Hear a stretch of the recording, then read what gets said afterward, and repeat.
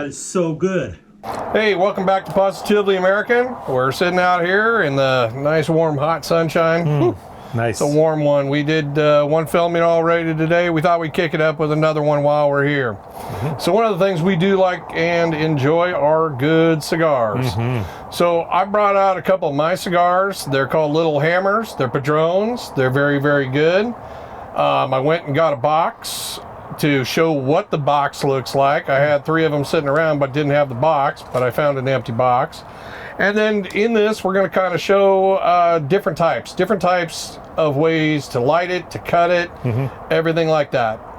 Now with this, you've got 3 or 4 different ways to light it. One is you can go with a torch, and the torch is basically 3 to 4 flames, typically an electronic start to it. You can fire into the cigar that way. Another way is the average, everybody's got one of these Bic lighters. It's a soft flame. You'll light it the same way, and then there's matches, and then if you really want to get authentic, there's cedar or different type of sticks that you could buy to light your cigars. So now to cut a cigar, there's a certain way to do it, and there's different types of cutters. You've got your guillotine cutter, which basically everybody uses, and you nip the end of the cigar off. You've got punch cutters that will punch a hole into the end of the cigar, and you can control how much you're going to pull in and how much you enjoy smoking it. And then there's a V cutter, and I don't have a V cutter. V cutters they're the place I called, they had an empty box of something, but they didn't have any V cutters. They're backed up. I guess they're built somewhere else, we'll say. So that's primarily the way that 3 ways, 4 ways you can do it. I like a guillotine cut. I also like a punch cut. Punch cuts are good, but the guillotine, it's kind of a trick. So when you do go to cut your cigar, typically you don't want to handle your cigar except for on the bands. That's why the bands are there, because the oil on your skin and your fingers can get in contact with this. And when you go to a cigar store, don't pick it up by the base and sniff it that way. Always try to handle a cigar the right way. By the band. By the band. So when you do cut your cigar with a guillotine cutter, you want to cut just the cap off. And the cap is right about here, and we'll get some close-ups of these. So you want to take just the cap off. That's it. So that's with a guillotine cutter. With a punch cutter, basically it's a small little opening, and you can get different sizes for different gauges, and you just basically press into the cap with a twisting motion, and you'll pull a plug out, and then your tool should extract the plug, and then you can light it and go about that way. I've seen guys cut it with pocket knives. They'll take the caps off, chew it off. There's all kinds of ways to get the cap off of a cigar. I prefer it a certain way because I like a certain draw to my cigars. And we were talking earlier, the thing about cigars is you're not inhaling them into your lungs. You just bring it into your mouth to enjoy the freshness of it and everything like that. Okay, so we're going to go, and Dean's going to do some close footage here of our butane one. And basically when you do it, you want to hold it, kind of draw the cigar to the flame and make a nice little circle with it. Get all your edges burned. You're not holding it directly into the flame. You're taking the heat of it. So then what you kind of do is keep rolling it around. Nice. And then what you want to do is wait for it to turn a little bit gray in the middle, like it's starting right there. And that's basically when it's actually lit. And you get a nice clean draw on it. Nice clean smoke. Nice. And would you light it any differently with a regular traditional lighter? With a traditional lighter, basically it's the same thing. You're always going to draw the flame in. I'm flirting with the camera now. Okay. Hey, baby. No, he does it every time he gets a cigar. Who loves you? All right, so we're sitting here enjoying these Little Hammers from Padrone. They're really nice smoke. Went through a little bit of cutting, torching. I mean, you can cut it the way you want to. You can smoke it the way you want to. These are just some handy tips. These are basically what I've seen on Cigar Aficionado. Watched other people do. There's a million different ways to do it. Like I said, we're just showing what we enjoy to do after a nice day of Dean cooking. It was beautiful, and sitting back and having a little bit of Wellers. One of the other things I can do is dip my cigar, keep the end moist a little bit, and have a little whiskey with it. One of the main things everybody says, oh, cigars, you know, they last so long. Well, typically there's a repetition to smoking a cigar. It's basically you want to keep the cherry inside hot but cold, and it's a weird term to hear, hot but cold. Yeah.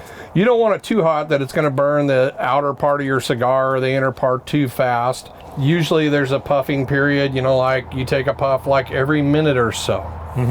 And then the other common mistake is, you hold it to one side, the cigar will burn up one way, so then you hold it the other way. It could be in the way that it was lit too. The other thing that people say is, keeping the end moist. I like to keep mine moist. I dab it in a little bit of whiskey. Not that end, the other end. You want your cold in the gutter. Cold cherry going there, yeah. So then the other thing is too, you don't want to flick your ash on your cigar. Now, typically on a cigar, you'll let it go to about a 1/2 inch, maybe 3/4 of an inch. You roll it off. You don't want to take the cherry out of it. Yeah. Okay. So that'll eject the cherry if you flick it. Oh, it gets rid of it, and then you're trying to relight it again, and sometimes you get a really bad flavor with that. On a good cigar, everybody says, oh, Cuban cigars are the best. These are Nicaraguans. I love their cigars. It's beautiful outside wrapper, inside filler. It's all from Nicaragua. There is a great video on Padron that shows their whole setup, and they do a pairing with tequilas and whiskeys and everything like that. So it's pretty incredible what they do, and they're very chemical free. Their cigars are always in high demand. They're a high caliber cigar. They're not your backwoods smokes. Right. So, hey, if you ever get a chance, get out and get a Padron. These are the little hammers. They're very small, good size ring, nice size smoke. Get out and enjoy some. Yeah, life's too short not to enjoy some cigars.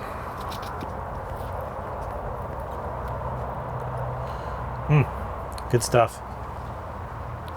Yeah. So now, okay, mine probably needs to be flicked or No, something? not yet. Not yet, okay. I mean, not flicked. Flick it. You get one of these. Yeah. You roll it, Joe. You roll it. Roll it. Oh, we should have some whiskey, huh? Yeah. Again. 2 beers and a whiskey for Joe. That's it. Yeah. I'll drive. Okay. No, I'm okay. We'll see later, though. It's got a nice taste.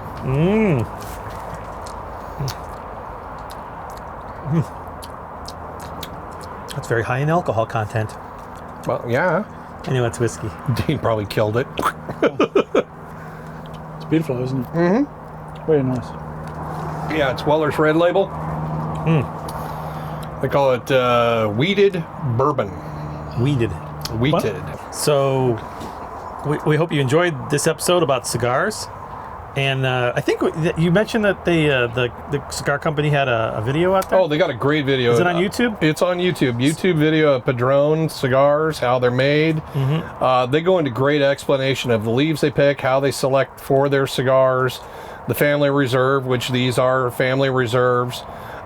Great company, great cigars. We've got some others that we may try here pretty soon. I'm kind of a Padron fan. I stick with Padron, but there's others to be explored and checked out and everything, and see if we can do a little bit different pairing. This kind of paired up pretty nice. It's a little spicy. This is a heavy Madron. It's been a spicy day, though. Yeah, it's been a spicy day. So we'll just top it off with that. So, hey, please comment down below, subscribe.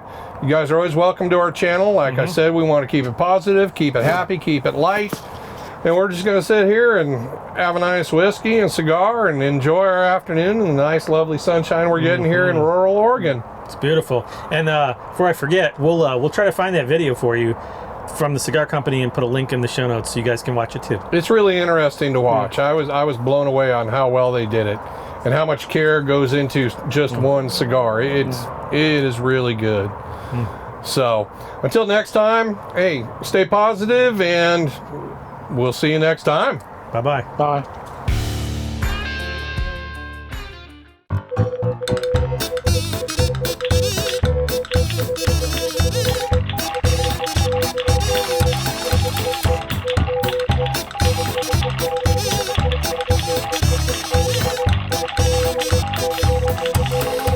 Hey, welcome back. We're going to have this little section from time to time to answer some viewer comments or viewer questions.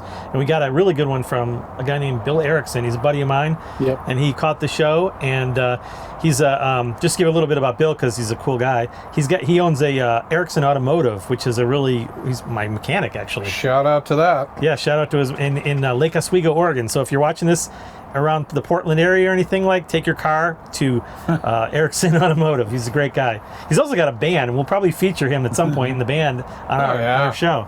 I got to do that. Got to reach out and share the love. For sure. But he had a really good question for Dean about food. Yeah, just a lot of questions actually, and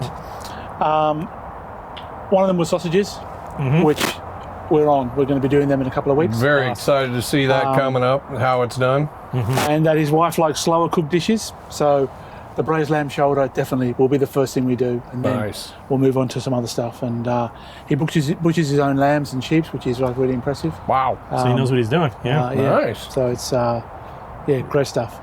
So if you need a lamb or a sheep worked on as well as your car, while he's singing to you.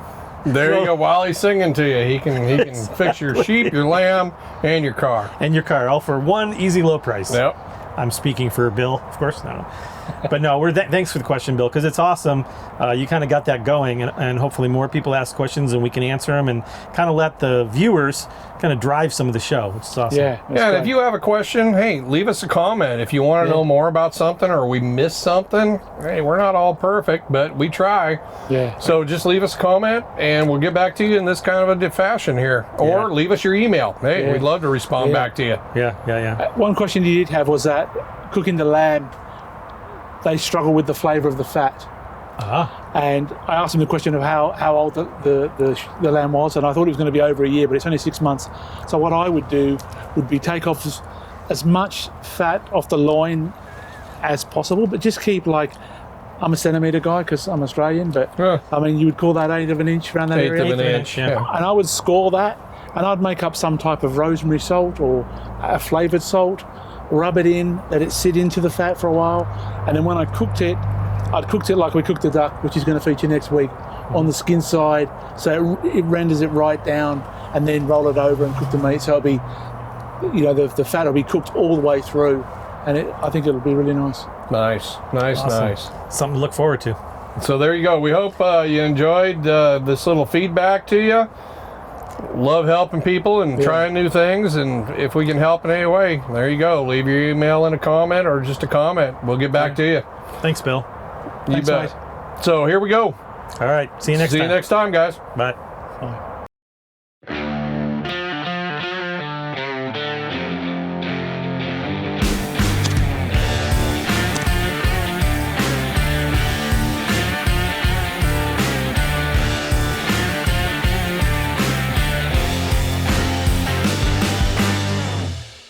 That is so good.